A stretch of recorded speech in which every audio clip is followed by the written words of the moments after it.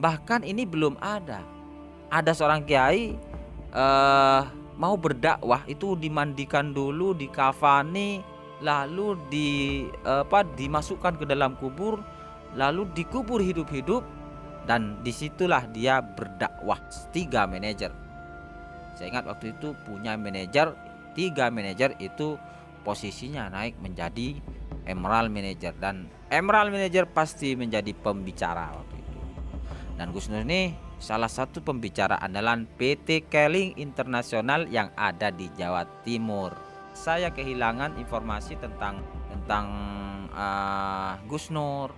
Kesini semakin Gus Nur ini begitu beraninya nabrak syariat, nabrak nabrak Al-Quran dengan menafsirkan beberapa ayat dengan seenaknya sendiri.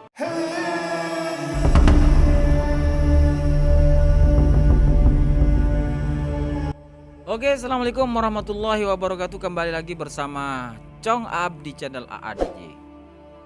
Baik sahabat, kali ini kita akan coba ungkap siapa sosok Gus Nur ini sebenarnya. Kalau saya sendiri tahu sosok Gus Nur ini sejak tahun 2010 hingga 2016. Kita akan ungkap step by step bagaimana saya kenal terhadap sosok Gus Nur ini. Dan pada akhirnya kita akan mengambil kesimpulan dari mana kemampuan Gus Nur ini kok bisa banyak jemaahnya, kok bisa banyak pengikutnya, kok dia mempunyai kemampuan dalam mempengaruhi orang lain. Sedikit saya ceritakan sebelum saya putar videonya, bahwa Gus Nur ini menurut pengakuannya di dalam beberapa dakwahnya, beliau sendiri mengakui bahwa dia itu tidak pernah mondok. Dia sejak kecil, sejak kelas 5 SD dia langsung menjadi seorang anak jalanan. Bahkan menurut pengakuannya beliau sempat masuk ke dunia kelam, dunia copet, dunia rampok, dunia tawuran. Artinya dunia kelam lah intinya. Itu sejak kecil dia alami. Karena ayahnya pun juga dia seorang seniman debus. Jadi bukan sosok kiai, sosok ulama seperti yang kita bayangkan bahwa seorang Gus itu seorang putra kiai. Kalau panggilan Gus, dia akui bahwa Gus itu diambil dari Cah Bagus. Jadi sebagian orang Jawa Timur itu kalau memanggil seseorang itu diawali dengan Gus. Untuk Gus Nur itu Gus bukan Gus putra kiai, tetapi Cah Bagus. Kalau pada umumnya kita tahu bahwa Gus itu adalah sosok putra kiai, terutama di Jawa Timur. Ya memang ada sih putra kiai itu bisa ada yang dipanggil Mas, tetapi di selain tetapi juga banyak putra kiai itu dipanggil, diberi julukan Gus. Siapa gitu? Gus Abdu, Gus Aab, Gus siapa itu memang putra kiai. Tapi untuk Gus Nur ini, menurut pengakuan dia sendiri, Gus di sini diambil dari kata Cah Bagus. Jadi bukan putra kiai. Awal saya terkesan dengan sosok Gus Nur ini pada tahun 2010-2011.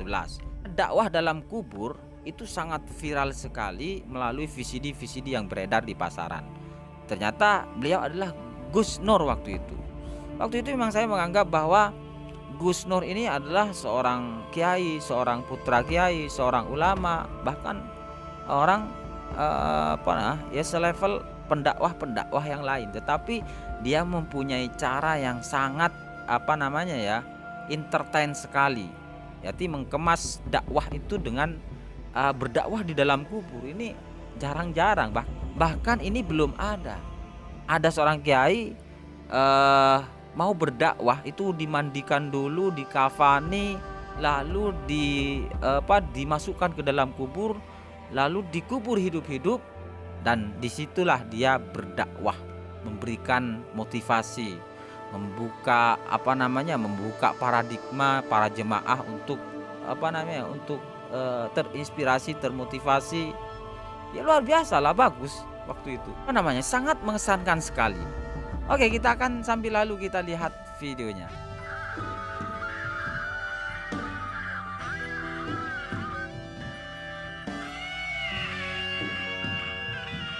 Ini saat beliau mendatangi sebuah lokasi yang sudah sudah mengundang beliau untuk berdakwah dalam kubur.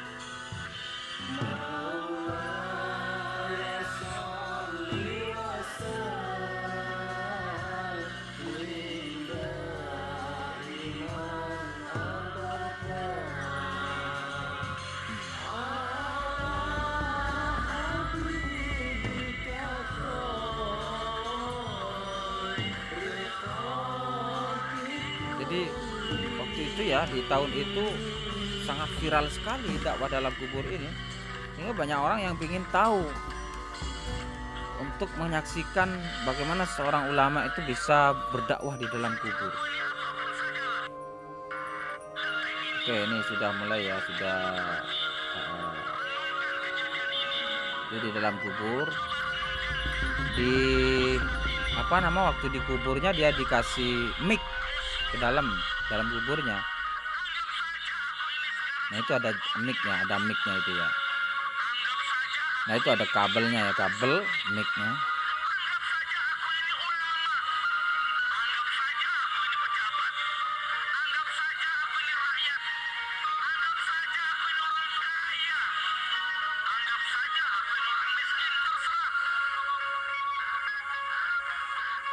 Nah itu udah mulai digali.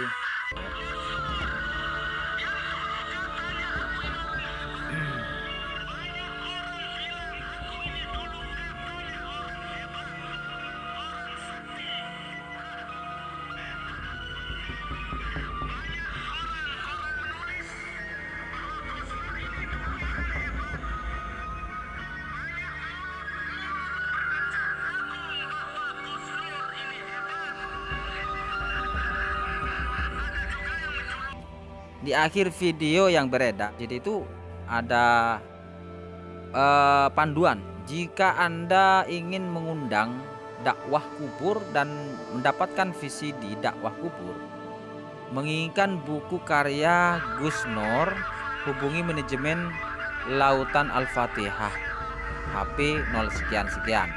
Nah, setiap VCD itu diakhiri dengan himbauan-himbauan untuk bagaimana cara mengundang Gus Nur di waktu itu. Nah waktu itu memang saya sangat terkesan sekali dengan sosok Gus Nur ini. Saya tahu di VCD-nya dan memang sangat viral sekali. Lalu setelah sekitar 3 tahun 4 tahun, saya itu didatangi seorang teman, diajak untuk menjadi member satu perusahaan multi level marketing. Saya sebut di sini adalah PT Keling Internasional. PT Keling Internasional. Saya diajak dan didatangi teman tersebut untuk diajak bahwa di sini kita bisa berbisnis, kita bisa membangun bisnis secara pribadi, bisa kita kelola sendiri dan potensinya itu luar biasa. Begitulah intinya. Tetapi waktu itu saya tidak langsung mau, sehingga teman saya itu datang beberapa kalinya. Lalu untuk kesekian kalinya teman saya itu datang dengan membawa satu buku. Nah, buku tersebut adalah buku karangan Gus Nur. Nah, Gus Nur pendakwah dalam kubur, membuka paradigma. Nah, di situ buku tersebutlah. Nah, sehingga waktu itu dikasih ke saya disuruh baca buku tersebut. Sehingga saya baca, akhirnya saya penasaran, semakin ingin tahu tentang PT Keling ini.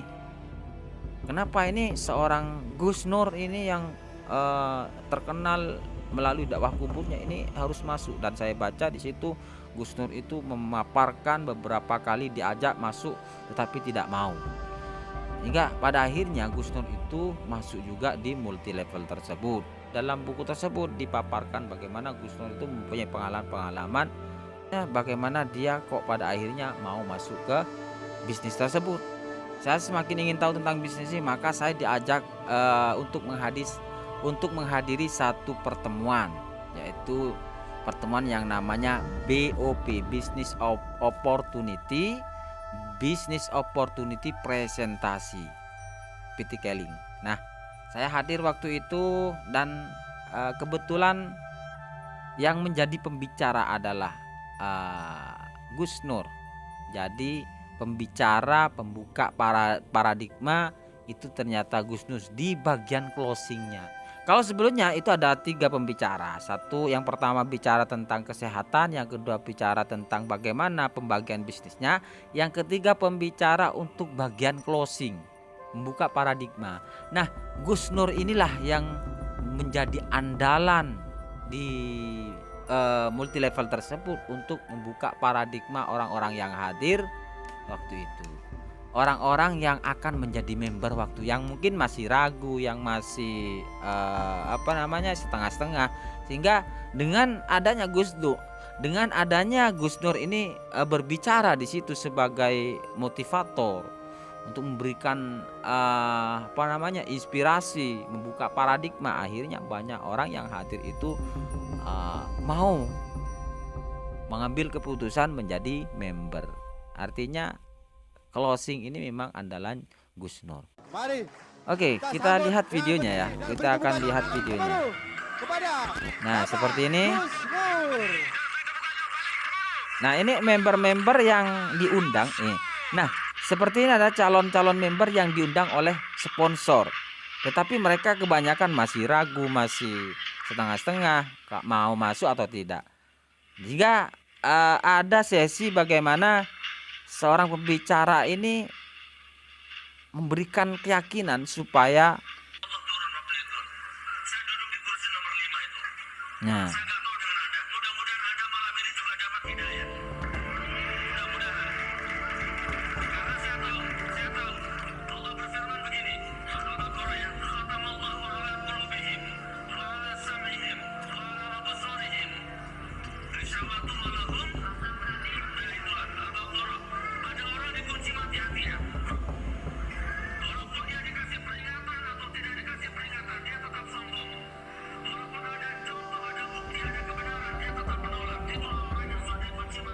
Nah, oke.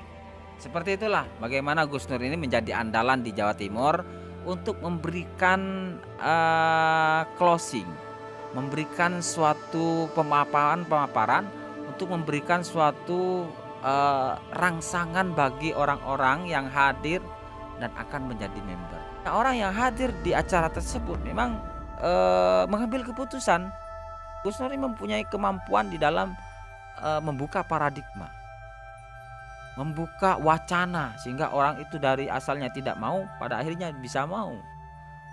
Dia mempunyai kemampuan untuk mempengaruhi orang lain, dan mungkin itu didapatkan dia secara alami karena memang Gus Nur ini menurut pengakuannya dia besar di jalanan sebagai seniman debus, penjual obat. Jadi untuk urusan ngomong, untuk urusan berbicara, dia mempunyai kemampuan yang alamiah. Bisa kita ambil kesimpulan bahwa Gus Nur ini mempunyai kemampuan mempengaruhi orang lain, bisa membuka paradigma, bisa mempengaruhi orang lain. Itu kemampuan tersebut dia dapatkan secara alami. Dan kalau kita lihat runutnya, bagaimana Gus Nur ini berawal dari seniman debus. Di profesi awalnya itu membutuhkan edukasi untuk bisa mempengaruhi orang.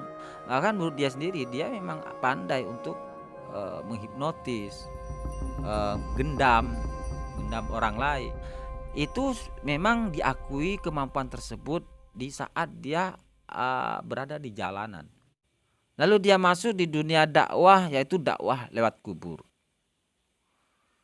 Nah, di dakwah lewat kubur di situ lebih menonjolkan dramatisme ataupun sisi entertain dari sebuah dakwah. Jadi bukan dari isi temanya. Kalau kita lihat dakwahnya dalam kubur, ya itu hanya membuka paradigma bagaimana orang bisa mempunyai wawasan terbuka terhadap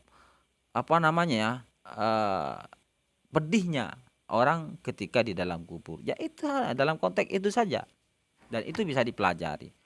Lalu setelah itu dia masuk ke dunia bisnis multilevel marketing. Di bisnis multilevel marketing itu sangat dibutuhkan kemampuan untuk berbicara, speaking. Karena di bisnis tersebut orang itu bukan hanya dibekali bagaimana orang itu bisa bercerita tentang produk, tetapi juga orang tersebut dibekali kemampuan untuk bisa mempengaruhi orang lain, bisa membuka wawasan orang lain, bisa mengarahkan orang lain dari asalnya tidak mau menjadi mau. Dan itu biasa adalah konsep-konsep marketing. Kalau melihat dari step by step runut perjalanan Gus Nur ini memang semua dari komersil. Untuk kemampuan berbicara dia dapatkan dari profesi-profesi dari profesi sebelumnya, sehingga profesi dakwah, profesi sebagai marketing apalagi. Nah, jadi kemampuan di dalam berbicara mempengaruhi orang lain itu terus berkesinambungan hingga pada akhirnya setelah saya berada 4 tahun, sekitar 4 tahun berada di PT tersebut, akhirnya saya tidak aktif lagi dan saya kehilangan informasi tentang Gus Nur. Terakhir saya mendapati beliau itu mempunyai peringkat Emerald Manager. Emerald Manager itu sudah tangga di tengah, sudah mulai beranjak ke level-level paling tinggi, level-level atas. Nah, itu sudah mempunyai beberapa member-member di bawahnya, itu cukup banyak karena seorang emerald manager itu mempunyai 3 manajer. Saya ingat waktu itu punya manajer 3 manajer, itu posisinya naik menjadi emerald manager, dan emerald manager pasti menjadi pembicara waktu itu. Dan Gus Nur ini salah satu pembicara andalan PT Keling Internasional yang ada di Jawa Timur. Sekitar 7 atau 8 tahun kemudian saya kehilangan informasi tentang bisnis Keling, tentang Gus Nur. Lalu dia muncul sebagai orang yang berbicara atas nama oposisi dari pemerintahan. Dan awal-awal buminya Gus Nur itu berbicara soal politik, mengkritisi tentang rezim, mengkritisi tentang presiden, kebijakan-kebijakan pemerintah. Itu di awal 2018, dan itu sudah mulai kembali muncul di awal terjadinya itu kasus Ahok dan Anies Baswedan waktu itu. Muncullah di situ Gus Nur semakin viral, berbicara atas nama oposisi dan berbicara atas nama rakyat, memperjuangkan hak-hak rakyat dengan gaya blokosutonya. Gus Nur tampil berdakwah dengan begitu garang dan beraninya menyuarakan tentang rezim-rezim yang tidak adil, rezim yang zalim, pemerintahan yang penindas rakyat, dengan didukung oleh beberapa orang-orang yang sama mempunyai pemikiran seperti Gus Nur ini. Lalu boom, Gus Nur terus meledak dengan kontroversinya. Jadi jangan heran ketika orang menanyakan Gus Nur ini seorang Sugi Nur Harja ini tidak mempunyai latar belakang pendidikan pondok pesantren, bahkan SD-nya sampai kelas 5, kok banyak jemaahnya, banyak orang yang mau mengikuti dia. Karena memang dia itu mempunyai kemampuan di dalam berbicara, menghipnotis, menggendam, mengarahkan orang lain, mempengaruhi orang lain. Karena runutan dari profesi-profesi sebelumnya ini. Selain itu memang Gus Nur dibekali kemampuan yang alami di dalam berbicara. Kalau kita melihat isi dari kalau kita melihat dari konteks bagaimana dia seorang pendakwah dengan kemampuan keilmuannya, itu nol kawan. Itu nol kawan. Dia hanya bisa membaca ayat, membaca Al-Quran sebagian saja dia bisa pahami. Siapapun bisa memahami Al-Quran melalui tafsir-tafsir terjemahan, itu banyak. Tetapi kok semakin lama, semakin kesini, semakin Gus Nur ini begitu beraninya nabrak syariat, nabrak nabrak Al-Quran dengan menafsirkan beberapa ayat dengan seenaknya sendiri. Menjadikan mubahalah itu suatu ajaran dengan ijtihad dia sendiri. Ini kan kacau. Jadi bagaimana ya? Mungkin banyak orang yang sudah tahu tentang Gus Nur ini, siapa Gus Nur ini. Dan herannya juga orang-orang walaupun sudah dikasih penjelasan bagaimana Gus Nur ini di awal, bahwa Gus Nur ini memang tidak bisa jadi panutan sebagai seorang guru, seorang pendakwah, seorang ulama, seorang kiai. Itu tidak bisa, kacau, dan ini sangat membahayakan ketika ada orang-orang menjadikan Gus Nur ini sebagai sumber panutan yang merujuk pada Al-Quran, merujuk pada Rasulullah. Ini sangat membahayakan. Jadi kenapa? Karena dia tidak ahli di dalam agama. Dia hanya mempunyai kemampuan di dalam berbicara, mempengaruhi orang lain, menghipnotis orang lain terhadap satu bagian saja. Kalau bicara tentang tafsir, bicara Al-Quran, itu bukan ahlinya. Gus Nur bukan ahlinya, bukan bidangnya, dan tidak layak untuk diikuti. Mungkin itu saja. Kurang lebihnya mohon maaf. Assalamualaikum warahmatullahi wabarakatuh.